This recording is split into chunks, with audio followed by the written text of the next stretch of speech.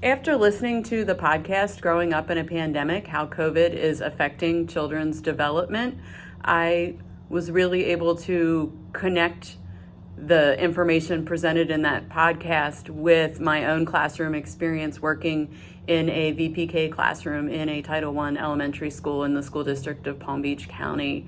I've seen many students who are still experiencing food insecurity and housing issues.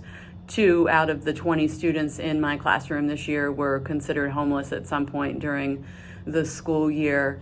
I also noticed how still we are experiencing children having that lack of social interaction has perpetuated them coming into the classroom this year, having no social skills, not being able to wait to be able to use the bathroom because they haven't had to do that because they haven't been out into public settings with their parents and their families.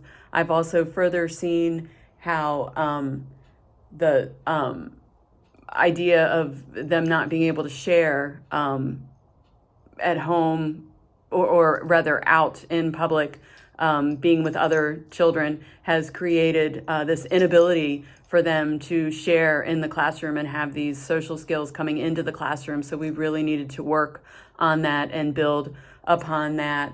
And then the tattling, the telling on each other is something that we notice quite often. It has definitely increased. I was really interested to find out that a lot of that had to do with their heightened awareness of what was going on during the pandemic and that sense of right and wrong. And I can see how that definitely could affect that. And so we spent a lot of time working on how to, find other ways to solve problems, to, ask children to please stop, or to, can you please share? May I have a turn, rather than immediately going to get a teacher. And then lastly, I did find out the connection with learning disabilities and the pandemic. That was something that I wasn't aware of, and perhaps because I work with that younger population and we're not seeing those learning disabilities coming out